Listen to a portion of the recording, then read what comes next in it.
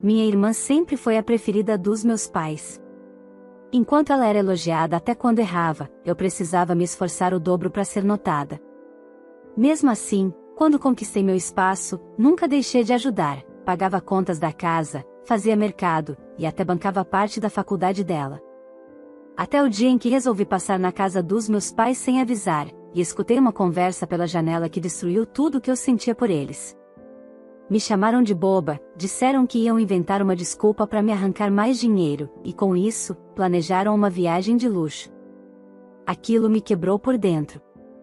Mas também me transformou. E o que aconteceu depois, eles jamais esqueceriam.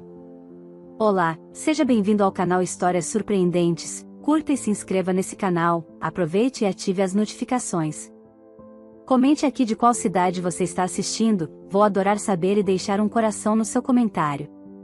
Desde que me entendo por gente, tudo girava ao redor da minha irmã. Eu era a filha mais velha, mas sempre fui tratada como um item esquecido na prateleira de trás. Quando ela nasceu, eu tinha 5 anos. Lembro da minha mãe dizendo que agora a casa teria uma princesa de verdade. E foi exatamente assim que ela cresceu, cercada de privilégios, de mimos e de desculpas para cada erro. Já eu, precisava me virar sozinha. Se tirava boas notas, era o mínimo. Se fazia algo errado, era o fim do mundo. Aprendi cedo a não esperar palmas. Enquanto minha irmã dançava no centro da sala para todos verem, eu estava lavando a louça do jantar.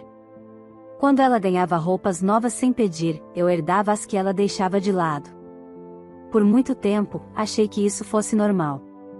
Que talvez ser a mais velha significasse ser a mais forte, a mais responsável, a menos importante. Foi assim que cresci, em silêncio, com os olhos atentos e o coração apertado. Estudei como quem precisava provar algo o tempo inteiro. Consegui meu primeiro estágio na faculdade com esforço dobrado. Dormia mal, comia o que dava, e ainda encontrava forças para sorrir quando chegava em casa. Afinal, se eu fraquejasse, quem iria me segurar? Me formei em tecnologia da informação e conquistei um cargo promissor em um banco renomado. Meu salário era bom, e com o tempo fui crescendo. Enquanto meus colegas faziam viagens ou trocavam de carro, eu dividia meu dinheiro com minha família.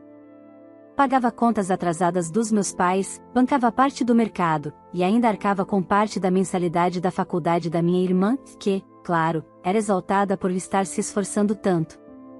Nunca reclamei.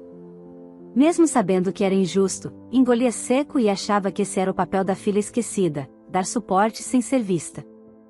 Eles não sabiam que, mesmo com toda a ajuda que eu dava, eu ainda acordava de madrugada suando frio, me perguntando se algum dia teria meu próprio lar ou se sempre seria a muleta deles.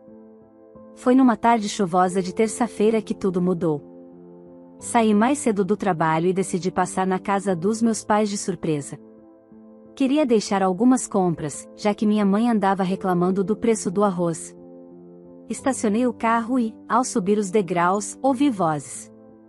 Minha intenção era apenas bater a porta, mas algo me fez parar.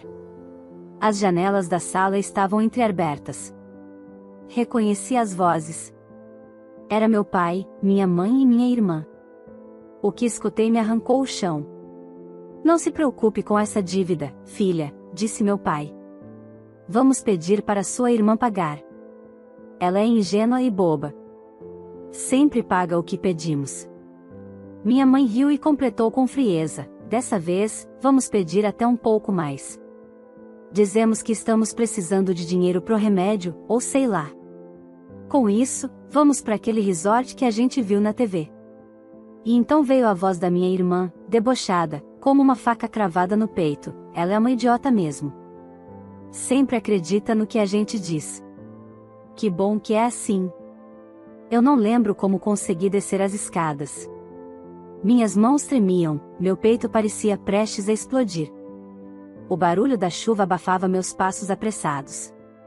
Entrei no carro, sentei e chorei pela primeira vez em muitos anos. Chorei como uma criança esquecida que, mesmo depois de adulta, ainda esperava um pouco de amor. Naquela noite, algo dentro de mim mudou. Não entrei na casa, não confrontei ninguém. Eu apenas fui embora. Horas depois, acessei meus aplicativos e cancelei todos os pagamentos automáticos. Nada mais de ajudar no mercado. Nada mais de mensalidade da faculdade. A filha boba havia despertado. O que eu ainda não sabia era que minha irmã havia apostado mais do que podia em um jogo online que prometia triplicar o dinheiro investido. Um esquema fraudulento, claro. E agora, sem minha ajuda, ela veria as consequências chegarem como uma avalanche. Uma semana depois, os telefonemas começaram. Primeiro da minha mãe, depois do meu pai. E por fim, da minha irmã, já aos gritos, exigindo explicações. Mas naquela altura, eles já não tinham mais poder algum sobre mim. Atendi uma única vez. Com calma, disse, a filha ingênua de vocês despertou. E desliguei. O que aconteceu depois disso, bem, é aí que a verdadeira história começa. Os dias que se seguiram ao meu despertar foram mais silenciosos do que eu imaginava. Ninguém foi até minha casa, ninguém bateu à minha porta. Mas os telefones não paravam. Chamadas, mensagens, áudios longos cheios de cobrança e falsa preocupação. Eu apenas assistia tudo em silêncio, como quem assiste a um filme ruim que já sabe o final. No trabalho, meu rendimento melhorou. Meus colegas notaram. Um me perguntou se eu tinha começado a meditar. Eu ri. Não era meditação, era libertação. Pela primeira vez, eu não tinha mais que dividir minha atenção entre relatórios, entregas urgentes e boletos alheios. Não havia mais aquela sensação constante de dívida emocional, de que eu sempre estava devendo algo a alguém. Certa manhã, enquanto tomava café, recebi uma mensagem da faculdade onde minha irmã estudava. Ela constava como inadimplente e o boleto do mês anterior não havia sido pago. O e-mail era direto: informamos que a aluna pode ser desligada caso os pagamentos não sejam regularizados.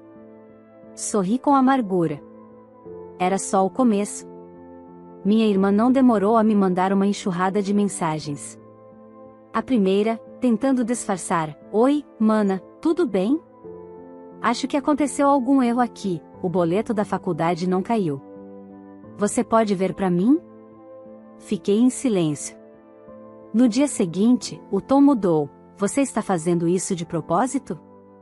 Quer que eu seja expulsa da faculdade? Depois de tudo que a gente já fez por você? Respirei fundo. Ela realmente disse tudo que a gente já fez por você. Aquilo me doeu e fez rir ao mesmo tempo. O descaramento era tão grande que chegava a ser cômico. No sábado, meus pais apareceram. Vieram juntos, como numa comitiva de manipulação. Eu quase não os reconheci sem o teatro. Sem avisar, tocaram o interfone da minha casa. Olhei pela câmera e hesitei. Parte de mim queria ouvir o que tinham a dizer, mas a outra, a parte ferida, desperta, calejada, só queria silêncio. Mas eu atendi. Oi, filha, disse meu pai, com a voz doce demais. Precisamos conversar. Está tudo bem aí? Tudo ótimo, respondi, seca. Mas eu prefiro não conversar hoje. Minha mãe se intrometeu: olha, a gente ficou sabendo que você cortou os pagamentos. Você sabe que a gente conta com isso, né?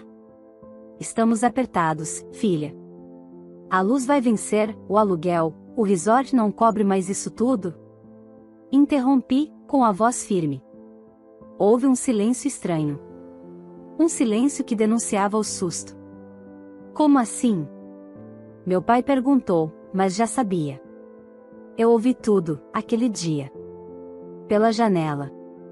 Vocês, minha irmã. Chamando-me de boba. Dizendo que iam pedir mais do que precisavam. Usar meu dinheiro para viajar. Isso enquanto eu trabalhava de madrugada para dar conta de tudo. Minha mãe tentou rir, nervosa: ai, filha. Aquilo foi só uma brincadeira. Você entendeu errado. Imagina, então podem brincar entre vocês. Porque agora, o meu dinheiro não entra mais nessas brincadeiras. Eles ficaram mudos. Olhavam um para o outro, procurando palavras que justificassem o injustificável. Depois de alguns segundos, meu pai tentou apelar: mas nós somos sua família. Você vai mesmo virar as costas? Não estou virando as costas. Só estou deixando vocês andarem com as próprias pernas. Assim como eu fiz a vida inteira, respondi. Agora, por favor, podem ir. Estou ocupada. Desliguei o interfone. E me sentei no sofá, ofegante. Não era raiva o que eu sentia. Era alívio. Um alívio estranho, com um fundo de dor. Doía saber que aquelas pessoas que deveriam me proteger, me ver crescer e cuidar de mim, na verdade, apenas me usavam. Na segunda-feira, recebi um e-mail do banco. Estavam oferecendo uma nova vaga de liderança na área de cibersegurança, e meu nome havia sido indicado por 2 gerentes. Um cargo de confiança, com um salário ainda maior. Era como se o universo dissesse: você tomou a decisão certa. Aceitei o desafio. Na mesma semana, a notícia correu rápido no grupo da família: fulana foi promovida. Mensagens começaram a pipocar de primos e tios. Parabéns, elogios, emojis de aplausos. Meus pais, silenciosos. Minha irmã, sumida. Mas eu sabia, era o silêncio antes da tempestade. E a tempestade não demoraria a chegar.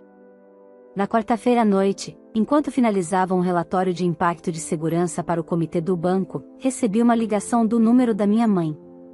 O visor piscava como um aviso.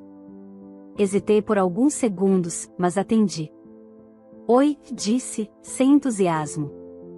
Do outro lado, não era minha mãe. Era meu pai. A voz dele estava estranha, pressionada. Filha, a gente tá precisando muito da sua ajuda. Suspirei. Já conversamos sobre isso. Não, você não entende, ele insistiu. É sério agora. Sua irmã, ela se meteu em algo grave. Demorei alguns segundos antes de responder. O que ela fez? Houve silêncio. E então ele soltou: ela apostou dinheiro que não tinha. Fez um empréstimo com um conhecido, um agiota, na verdade. Pensou que ia ganhar o triplo num jogo desses pela internet. Perdeu tudo. Agora o cara está ameaçando coisas. Meu coração acelerou. Era mais sério do que eu imaginava. E por que ela fez isso? Perguntei, quase no sussurro. Ela achou que conseguiria devolver tudo antes da data. Estava desesperada por dinheiro rápido. Achou que seria fácil. Agora estamos todos em perigo. Senti um nó na garganta. Minha irmã sempre teve tudo nas mãos. Era acostumada a atalhos. Mas agora, ela havia cruzado uma linha que nem ela conseguia apagar. Ela foi à polícia? Não. Tem medo. Disse que não pode envolver ninguém. O homem está rondando a casa. Deixou bilhetes no portão. Ontem à noite, apareceu encapuzado no quintal. A gente não sabe o que fazer. Eu fiquei muda. Por dentro, travada entre 2 mundos, o antigo, que me fazia correr para salvá-lo sem pensar, e o novo, onde eu havia aprendido a me proteger. Então vocês só estão me ligando agora porque precisam de mim para resolver isso. Não é? Não é isso, filha. A gente sabe que errou. Que te magoou. Mas essa situação é diferente. Ela está com medo. Sua mãe está em pânico. E você é a única que pode ajudar. Desliguei sem prometer nada. Passei o resto da noite em claro, me perguntando se minha decisão de me afastar havia chegado tarde demais. Me perguntei se teria forças para ser indiferente a uma ameaça real. Mas me perguntava, acima de tudo, onde estavam eles quando era eu quem estava sufocada, com a geladeira vazia, tendo que escolher entre pagar meu ônibus ou comer decentemente. Na manhã seguinte, decidi ir até a casa deles. Quando estacionei na frente da garagem, percebi que algo estava diferente. A fachada parecia descuidada, as luzes estavam apagadas mesmo com o dia nublado. Bati na porta. Meu pai atendeu com o rosto abatido. Ele voltou ontem à noite. Arrebentou uma das janelas do fundo. Entrei com passos cautelosos. Minha mãe estava sentada no sofá, com os olhos vermelhos. Ao lado dela, minha irmã, pálida, com as mãos trêmulas. Por um segundo, vi ali não a menina mimada que riu de mim dias antes, mas uma mulher encurralada pelas próprias escolhas. Eu não sabia que ele era perigoso, ela sussurrou. Só queria conseguir o dinheiro do estágio e comprar um notebook melhor. Achei que se investisse ali, resolveria tudo rápido. Você mentiu pra mim, me usou, eu disse, encarando vocês todos fizeram isso. Eu sei. E me arrependo. Muito. Minha mãe chorava em silêncio, segurando um terço entre os dedos. Meu pai falava em voz baixa ao telefone, tentando registrar uma nova queixa. O medo era real. Mas o arrependimento, esse ainda me parecia suspeito. O que exatamente ele quer? Perguntei. Devolver 20 mil em 5 dias. Se não, ameaça entrar à força ou fazer alguma justiça pelas próprias mãos. Pensei por alguns instantes. Eu tinha aquele dinheiro. Podia resolver aquilo com um estalar de dedos. Mas não podia pagar tudo como se fosse apenas mais uma conta. Eu vou pensar, disse, e me levantei. Mas se eu ajudar, será do meu jeito. Minha irmã me segurou pelo braço, com olhos suplicantes. Por favor. Eu estou com medo. Dessa vez, não é jogo. Dei um passo para trás, me soltando devagar. E nem comigo será. Saí da casa com a cabeça fervendo. O peso da situação me esmagava, mas também me deixava em pé. Pela primeira vez, eu estava no controle. No caminho de volta, recebi uma ligação inesperada. Era um amigo antigo, Rafael, que agora trabalhava na área de inteligência da Polícia Civil. Havíamos perdido o contato, mas mantínhamos respeito mútuo desde os tempos da faculdade. Fiquei sabendo que sua irmã se meteu com o Ricardo Triplo, ele disse, direto. Esse cara é conhecido. Já enganou meia cidade com esses esquemas de multiplicação de dinheiro. E agora está tentando intimidar quem não paga. E a polícia não faz nada. Só se houver denúncia formal.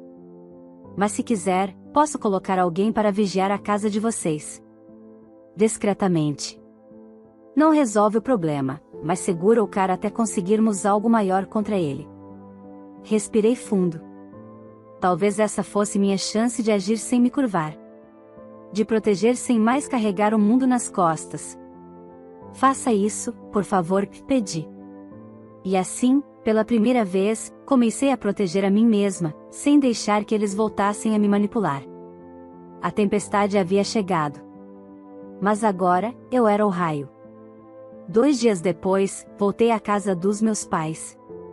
Já não havia medo em mim, apenas decisão.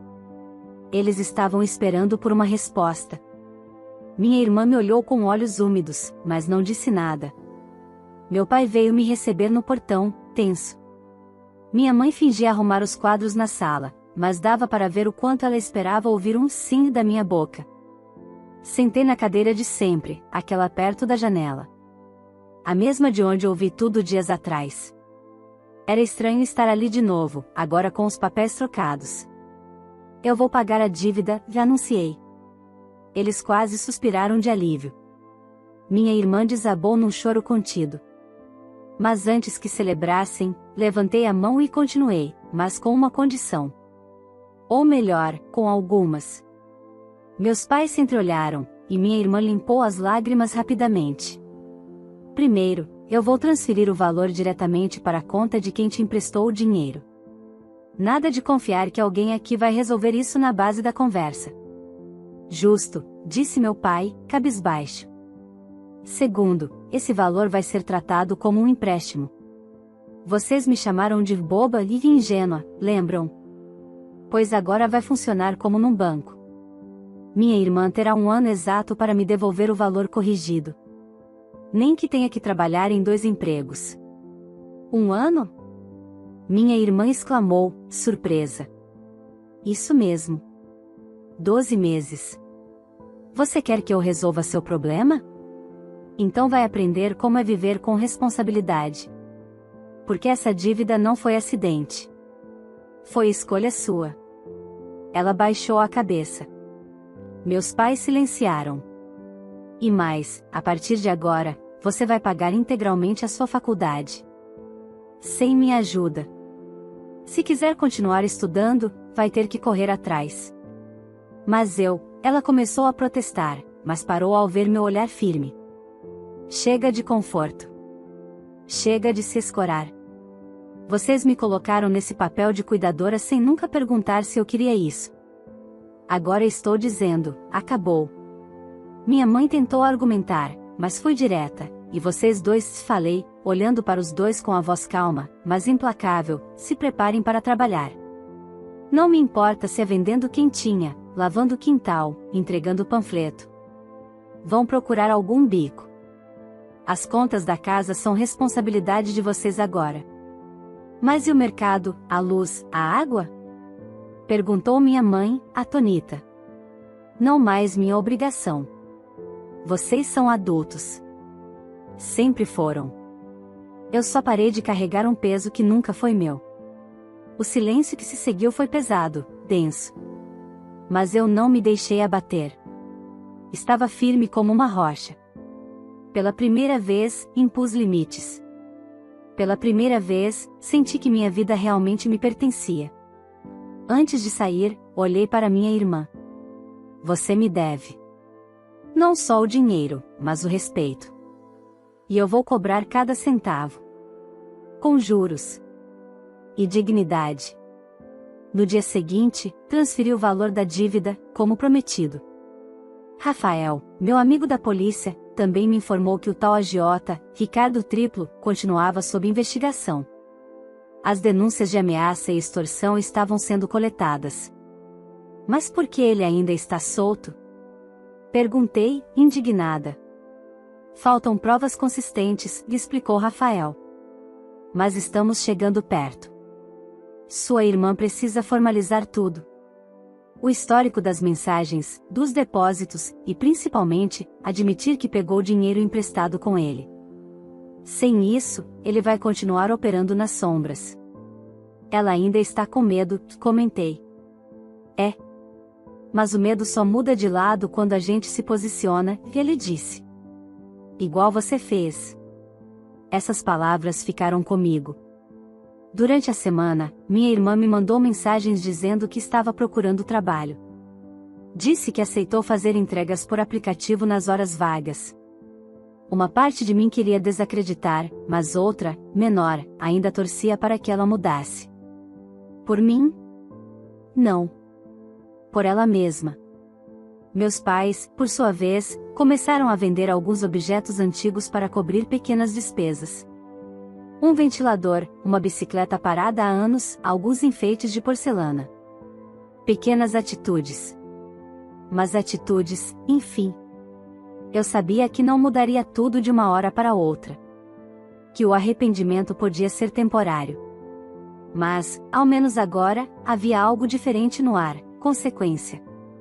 Na empresa, minha promoção foi oficializada com um pequeno evento interno.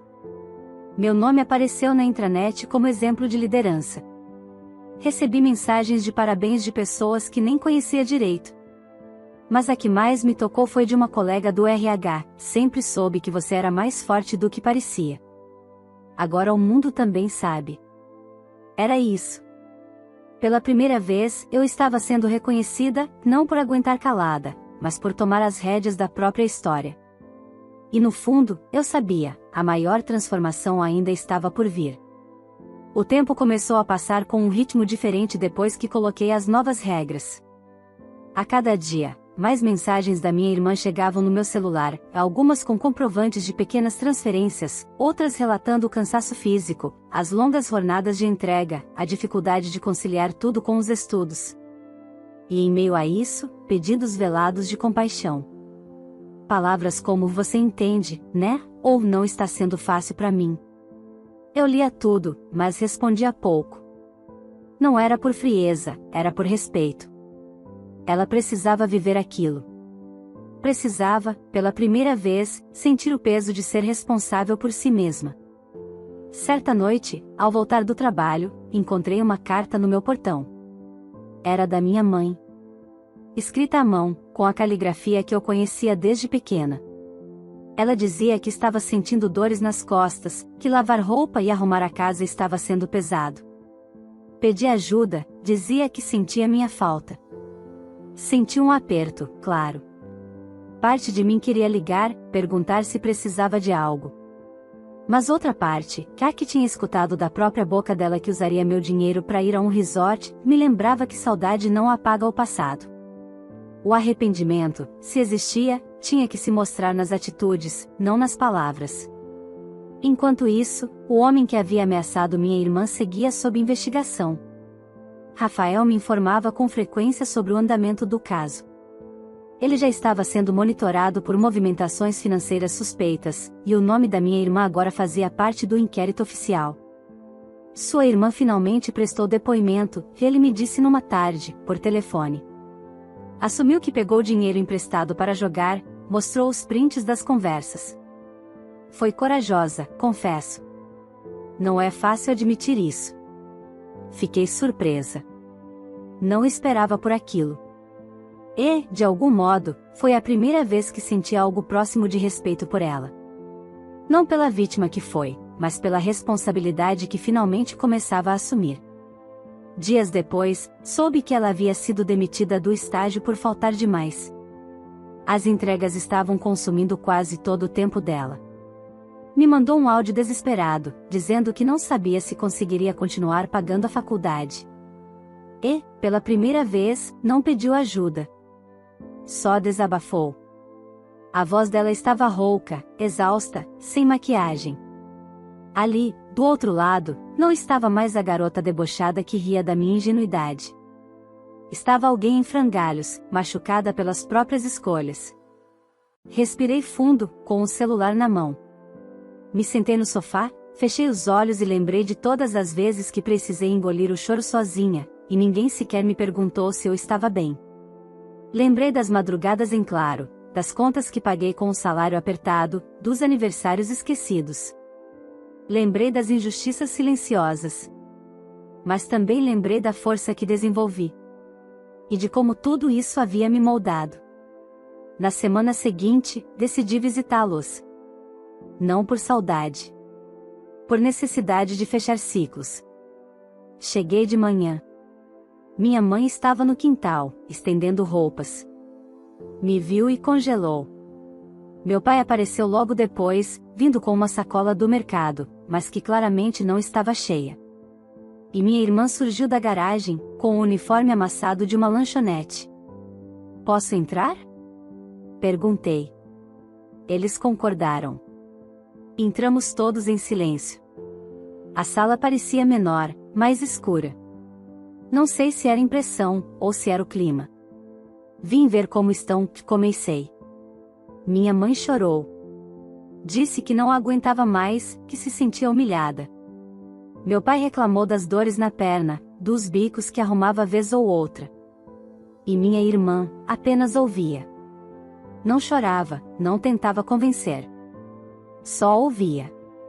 Talvez porque soubesse que nenhuma palavra adiantaria. Eu avisei que a partir de agora, era com vocês. E estou cumprindo o que disse, falei. Mas isso não significa que desejo o mal de vocês. Significa apenas que me escolhi, pela primeira vez. Eles ficaram calados. Ajudar nunca foi o problema. Ser feita de idiota foi. E é isso que vocês fizeram durante anos. Minha irmã ergueu os olhos, vermelhos. Eu sei. E não espero que você me perdoe. Mas estou tentando. Tô errando, me ferrando, mas não fugi. Tô pagando tudo. Parcelado, sofrido, mas tô pagando. Concordei. Continue. E talvez um dia, isso seja mais do que uma dívida financeira. Talvez seja uma nova chance. Naquele dia, saí da casa deles mais leve. Ainda com o peso da história, mas com uma clareza que nunca havia tido, eu não precisava mais ser a salvadora. E talvez, só talvez, eles estivessem começando a entender isso. Na semana seguinte, Rafael me ligou. Temos novidades. o triplo foi preso. Operação conjunta com a Delegacia de Crimes Virtuais. Sua irmã colaborou bastante. Ela vai ter problemas com isso? Perguntei. Não. Como vítima, foi isenta. Mas sem ela, não teríamos conseguido. Foi uma virada importante no caso. Sorri. Pela primeira vez, senti que ela havia feito algo realmente certo. Não por mim. Por ela mesma. Agora, restava saber, depois de tudo isso, seria possível recomeçar? Alguns meses se passaram desde a prisão de Ricardo Triplo. As manchetes locais deram destaque ao caso. Minha irmã, mesmo com vergonha, colaborou com as investigações até o fim. Não buscava heroísmo, e talvez por isso tenha finalmente mostrado um traço que nunca vi nela: maturidade. Eu, por outro lado, seguia firme em minha trajetória. No banco, assumi um novo cargo com naturalidade. Os dias se tornaram mais intensos, mas menos pesados. Dormia melhor. Comia melhor. Sorria sem culpa. Certa tarde, ao sair do trabalho, encontrei uma mensagem da minha irmã. Não era um pedido, nem uma reclamação. Apenas uma foto, o comprovante da última parcela do empréstimo que fez comigo. Junto, uma frase curta: tá pago. Obrigada por ter me deixado cair. Fechei o celular e encostei no banco do carro. Fiquei ali, parada, olhando o horizonte, sentindo algo que eu ainda não sabia nomear. Não era exatamente perdão, nem alívio. Era aceitação. Ela caiu. Machucou-se. Pagou. E não tentou mais me arrastar com ela. Naquela mesma semana, fui visitar uma antiga professora da faculdade. Estávamos organizando um programa de incentivo a mulheres na tecnologia e ela me convidou para fazer parte do conselho. Senti um orgulho discreto tomar conta de mim, aquele tipo de alegria silenciosa que nasce quando a gente sabe que está no caminho certo. Quando voltei para casa, outra surpresa me aguardava. Meus pais estavam na minha porta. Não traziam sacolas, nem pedidos, nem desculpas ensaiadas. Apenas estavam ali, parados, com olhos cansados. Demorei alguns segundos para abrir. Podemos conversar? Meu pai perguntou. Concordei. Sentamos na varanda, como em tempos antigos. Mas dessa vez, o silêncio não era opressor. Era sincero. E então minha mãe começou: a gente queria te pedir perdão. Ela falava baixo, com dificuldade.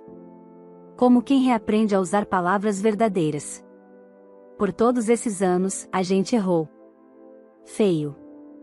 Tratamos você como suporte. Como se estivesse ali só para resolver. Nunca olhamos para você como alguém que também precisava ser cuidada. Meu pai completou: eu não sei se você consegue nos perdoar, mas a gente está tentando. Não pelo que você pode nos dar, mas pelo que a gente destruiu em você. Estamos nos virando, trabalhando com marmita, vendendo algumas coisas. Descobrimos que não somos tão incapazes quanto achávamos. Não chorei. Mas também não endureci. Apenas escutei. Eu nunca precisei que vocês fossem perfeitos, respondi. Só queria respeito. Um olhar verdadeiro. Algo que, por muito tempo, vocês escolheram negar. E agora? Minha mãe perguntou. Ainda existe algum lugar pra gente na sua vida? Pensei por um instante. E disse, com toda a calma do mundo, talvez. Mas não do mesmo jeito. Vai ter que ser novo. Sem cobranças, sem dívidas. Só com verdade. Se vocês estiverem dispostos a isso, podem entrar. Se não, melhor cada um seguir em paz. Eles concordaram. Não houve abraço. Nem choro dramático. Mas houve algo mais raro, um começo possível. Com o passar das semanas, os contatos foram mais leves. Minha irmã, agora trabalhando fixo em uma pequena empresa de tecnologia, passou a pagar a própria faculdade sem atrasos. De vez em quando me mandava uma foto da lousa, ou um print de algum exercício difícil. Nunca pedia ajuda, só dividia comigo. E eu percebi ali um novo tipo de vínculo, construído não pela obrigação, mas pela escolha. Numa manhã de domingo, fui surpreendida por uma ligação da coordenadora do curso dela. Desculpa incomodar, mas achei que você gostaria de saber, disse ela. Sua irmã apresentou um projeto excelente na Semana da Inovação. Foi destaque. Discreta, humilde, surpreendeu a todos. Sorri. E agradeci. Pela primeira vez, alguém da minha família estava construindo algo por mérito próprio. E eu não tinha nada a ver com aquilo. E era justamente isso que me emocionava. No meu aniversário, meses depois, minha irmã apareceu na porta do meu apartamento com um envelope simples. Dentro, um bilhete: eu não sou a mesma pessoa que riu de você naquela tarde. Não sei se um dia serei digna do seu amor, mas serei grata por cada lição. Obrigada por ter dito não quando eu mais esperava o sim. Aquilo me salvou.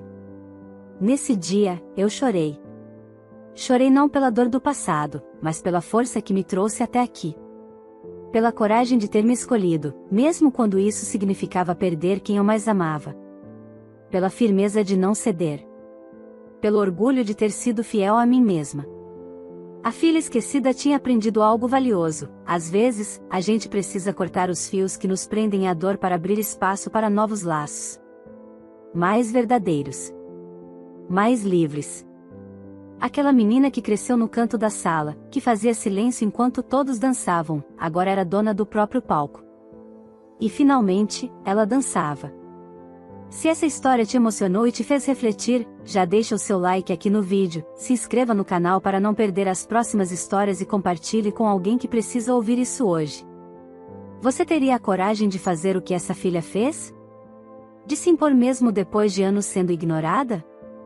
Conta aqui nos comentários, você faria o mesmo ou agiria diferente? Quero muito saber a sua opinião. E me diz também, de qual cidade você está assistindo esse vídeo? Escreve aí para eu poder passar nos comentários e deixar um coração especial para você. Sua interação é muito importante para mim e me ajuda a continuar trazendo histórias que tocam o coração e fazem a gente pensar. Então comenta, curte, compartilha e ativa o sininho para não perder nada. Te espero nos próximos vídeos.